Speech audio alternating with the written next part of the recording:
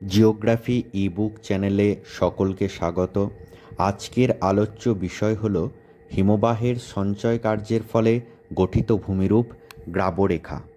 Part 19-এ যেটা আমরা আলোচনা করব সেটা হচ্ছে হিমবাহের সঞ্চয় কার্যের ফলে গঠিত ভূমিরূপ।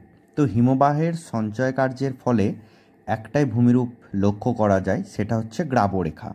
অনেক সময় অনেক বইয়ের মধ্যে ড্রামলিনও লেখা থাকে, কিন্তু আমি বলবো ড্রামলিনটা লিখবে না, কারণ ড্রামলিন সঞ্চয় কার্যের ক্ষেত্রে ঠিকই, কিন্তু সেটা হিমবাহ ও জল একসঙ্গে কাজ করার ফলে ওটা গঠিত। তাই হিমবাহের সঞ্চয় কার্যের ফলে গঠিত ভূমিরূপ শুধুমাত্র একটাই, সেটা হচ্ছে নাকি গ্রাবরেখা।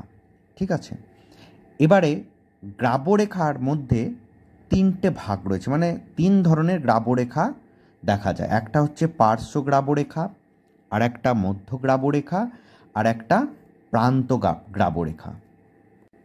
এই গ্রাবরেখাটা কি? গ্রাবরেখা হচ্ছে, ধরো কোনো একটা পার্বত্য অঞ্চল আছে, ধরে নিলাম এখানে একটা পার্বত্য একটা অঞ্চল আছে এরকম। তো হিমবাহটা যখন এই পার্বত্য অঞ্চলের উপর দিয়ে প্রবাহিত হয়, এরমভাবে আসছে, ঠিক আছে, একটা বড় হিমবাহ ধরো পার্বত্য অঞ্চলের উপর দিয়ে আসছে, তখন কি হয় না, বিভিন্ন সময় তো ক্ষয়প্রাপ্ত হয় নুড়ি, বালি, কাঁকড়, পাথরখণ্ডগুলো, সেগুলো এই হিমবাহ উপত্যকার বিভিন্ন অংশে সঞ্চিত হয়। কোথায়?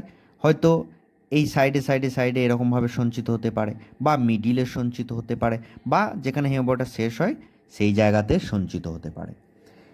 এই সঞ্চিত এইভাবে যে সঞ্চিত এই যে শিলাস্তূপগুলো সঞ্চিত হয়, একে আমরা বলি গ্রাবরেখা।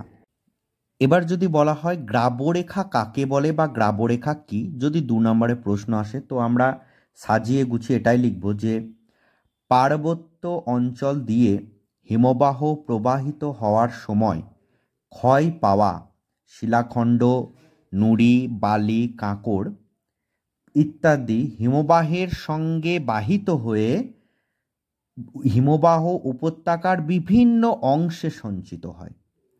সঞ্চিত এইসব শিলাস্তূপকেই গ্রাবরেখা বলে। এই যে হিমবাহ ধরো এরকমভাবে আসছে, তো এই সাইডে এরকমভাবে সঞ্চিত হতে পারে, এরকমভাবে সঞ্চিত হতে পারে, মিডিলে সঞ্চিত হতে পারে, এরকমভাবে হতে পারে। তো এই শিলাস্তূপকে গ্রাবরেখা বলা হয়।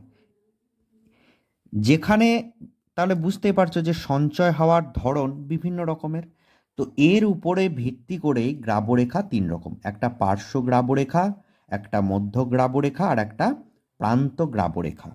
গ্রাবরেখার একটা চিত্র আমি আঁকলাম, এই একটার মধ্যেই আমি এই 3টে গ্রাবরেখা সম্পর্কেই বলবো। তো প্রথমেই যেটা বলবো সেটা হচ্ছে আমাদের পার্শ্ব গ্রাবরেখা। ঠিক আছে, দেখো এখানে তার আগে বলিনি, এই যে জায়গাটা আসছে জলের মতো দেওয়া আছে সিম্বলগুলো, সেটা হচ্ছে একটা হিমবাহ। ঠিক আছে, হিমবাহর প্রবাহ এদিক থেকে এদিকে অ্যারো দিলাম, বেশ। এই যে জায়গাগুলো আছে একটা করে লাইন দেওয়া আছে পেন্সিল দিয়ে, এগুলো হচ্ছে পাহাড়, কিছুই না, মানে পার্বত্য উপত্যকা টোটালটা। এই উপত্যকার মধ্যে এদিক থেকে একটা হিমবাহ আসছে, আবার এই দিক থেকে একটা আসছে, মানে এটা একটা হিমবাহ, এটা একটা হিমবাহ দিয়ে দুটো এরকমভাবে মিলিত হয়েছে, দেন এখানে গিয়ে হিমবাহটা শেষ হচ্ছে। ঠিক আছে, বেশ। এবারে গ্রাবরেখা তো বললাম, মানে গ্রাবরেখা মানে অ্যাকচুয়ালি কিছুই না, নুড়ি, বালি, কাঁকড়গুলো কোথাও না কোথাও সঞ্চিত হবে, সেটাই। তাহলে পার্শ্ব গ্রাবরেখা কি? নামটা শুনেই বোঝাই যাচ্ছে যে পার্শ্ব মানে পাশে, তাই না, পাশে। তাহলে দেখো নুড়ি, বালি এগুলো যখন এই হিমবাহের পাশে পাশে সঞ্চিত হবে, এই যে গোল গোল গোল গোল সাইন চিহ্ন করা আছে, দেওয়া আছে, একটু ডিপ হচ্ছে, দেখো ব্লু কালারের, এই যে পাশে পাশে নুড়ি বালিগুলো সঞ্চিত হয়ে একটা শিলাস্তূপ গড়ে উঠেছে, এগুলোকে বলা হয় পার্শ্ব গ্রাবরেখা।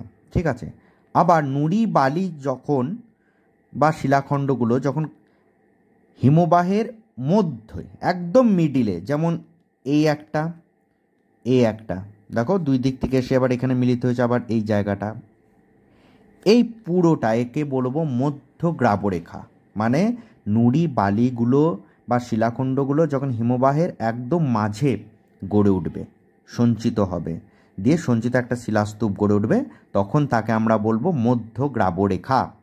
আর প্রান্ত মানে কি? প্রান্ত মানে আমরা জানি একদম শেষ, তাই না, শেষ। তাহলে একদম হিমবাহের শেষে ঠিক এই জায়গাটা শেষ বলেছিলাম, এখানে যখন নুড়ি বালি শিলাখণ্ডগুলো জমে একটা শিলাস্তূপ গড়ে উঠবে, তখন তাকে বলবো আমরা প্রান্ত গ্রাবরেখা। প্রত্যেকটা সাইডের নামও দিয়েছি, দেখো এই যে সাইডে সাইডে এগুলো পাশে গড়ে উঠেছে, নুড়ি বালিগুলো জমে এই শিলাস্তূপটা পাশে গড়ে উঠেছে, তাই একে কী বলা হচ্ছে? পার্শ্ব গ্রাবরেখা। বেশ, এটা হিমবাহের একদম মিডিলে এই শিলাস্তূপটা, তাই এর নাম হচ্ছে মধ্য গ্রাবরেখা। আর হিমবাহের একদম শেষে হচ্ছে, তাই এটা প্রান্ত গ্রাবরেখা। তো এখানে গুলিয়ে ফেললে হবে না পার্শ্ব গ্রাবরেখা বা প্রান্ত গ্রাবরেখা। দেখো এটাও কিন্তু একদম, যেখানে ধরো আমি বললাম যে হিমবাহটা এখানে শেষ, তাহলে এর গায়ে গায়ে এরকম নুড়ি বালি জমছে, তাহলে এটাও তো একরকম হিমবাহের পাশেই হচ্ছে, তাই এটাকেও তো পার্শ্ব গ্রাবরেখা বলতে পারি, কিন্তু আমরা বলবো না। কেন বলবো না?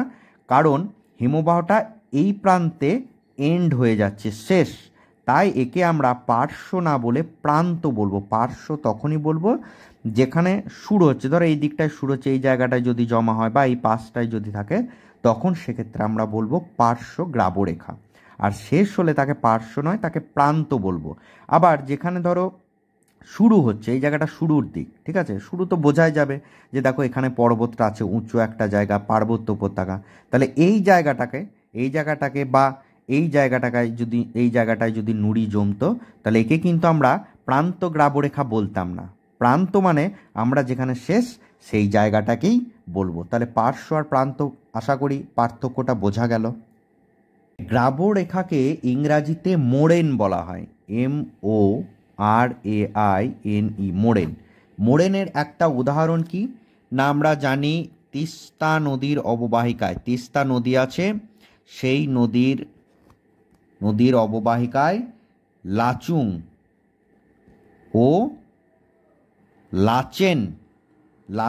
ও লাচেন অঞ্চলে এই নানা ধরনের গ্রাবরেখাগুলো কিন্তু দেখা যায়। আবার আমি আর একটা কথাও বলে নিই, ধরো এই গ্রাবরেখাগুলোর মধ্যে নুড়ি বালিগুলো কোথাও এরকমভাবে অবিন্যস্ত হয়ে জমা হয়ে আছে, কোনো পাশে নয়, মিডিলে নয় বা শেষে নয়, এরকমভাবে জমা হয়েছে, এরকম কোনো আকার আয়ত্ত নেই, তখন এটাকেও কিন্তু আমি বলতে পারি অবিন্যস্ত গ্রাবরেখা। অবিন্যস্ত গ্রাবরেখা, ঠিক আছে, এটাও কিন্তু হতে পারে। কিন্তু মেন যে গ্রাবরেখা সেটা হচ্ছে এই তিনটে তোমরা মাথায় রাখবে, যদি ছবি আসে তো এটাও দেবে। এছাড়া আমি আরও দুটো ছবি দিচ্ছি, তোমাদের যেটাই সহজ হবে সেটাই করে নেবে। নেক্সট ডে আমরা আলোচনা করব এই হিমবাহের অবক্ষেপণ বা সঞ্চয় কার্যের ফলেই গঠিত ভূমিরূপ। কিন্তু একটু পার্থক্য কি না, সেটা হিমবাহ আর জলধারা একসঙ্গে মানে মিলিত কার্যের ফলে গঠিত ভূমিরূপ। গ্রাবরেখাটা কিন্তু হিমবাহ প্লাস জলধারার মিলিত কার্যের ফলে নয়, শুধুমাত্র হিমবাহ, ঠিক আছে।